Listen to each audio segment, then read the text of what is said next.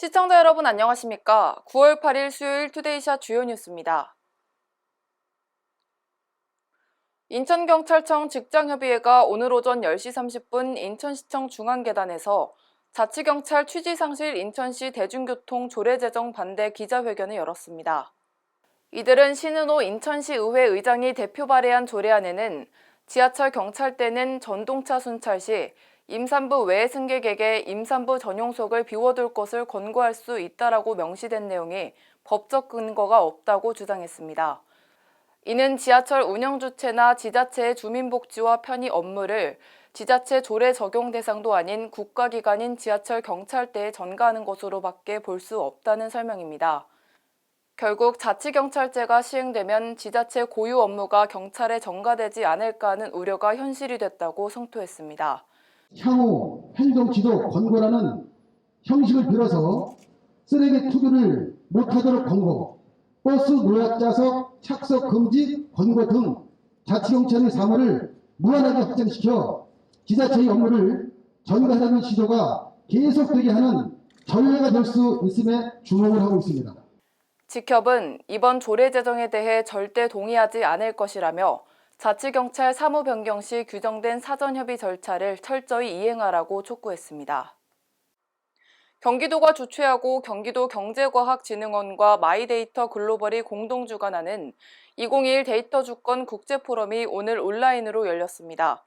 이재명 지사는 개회사를 통해 데이터가 누적되면 매우 가치 있는 정보가 된다며 그래서 데이터는 디지털 시대의 쌀이라고 부르기도 한다고 설명했습니다.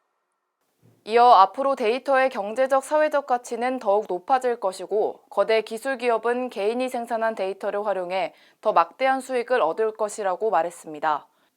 또 그러나 데이터의 생산 주체이자 주인인 우리 개인들은 아무런 대가를 받지 못하고 있다고 밝혔습니다.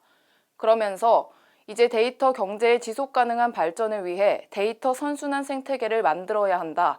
앞으로의 혜택은 기업뿐 아니라 데이터 생산 주체에게도 돌려줘야 한다고 강조했습니다. 인천시의 수돗물이 국제표준기구 식품안전경영시스템 국제인증을 받았습니다.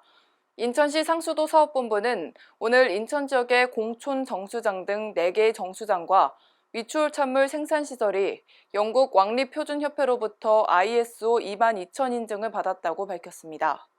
정수시설에 대한 ISO 22000 획득은 6대 광역시 가운데 최초로 인천의 수돗물이 체계적인 위생관리와 식품안전관리를 통해 엄격하게 생산 공급되고 있음을 국제적으로 인정받은 것을 의미합니다. 박남춘 인천시장은 이번 ISO 22000 인증 획득으로 시민들이 좋아진 인천의 수돗물을 체감할 수 있도록 지금처럼 시민과의 약속을 하나하나 지켜나가겠다고 말했습니다. 안산시의 국내 굴지의 페인트 전문 업체인 사마페인트 연구소가 들어섭니다. 안산시는 오늘 시청에서 윤화섭 안산시장과 류기봉 사마페인트 대표이사, 김우승 한양대 총장 등이 참석한 가운데 사마페인트 연구소 건립을 위한 업무 협약을 체결했습니다.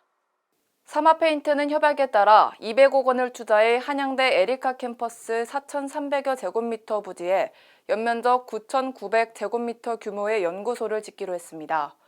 새로 짓는 연구소는 200여 명이 상주하며 현재 안산 스마트허브 및 충북 공주 지역에 있는 연구소 기능을 한데 모아 첨단 신소재 및 정밀화학 연구에 집중해 기업 성장 혁신을 높인다는 방침입니다.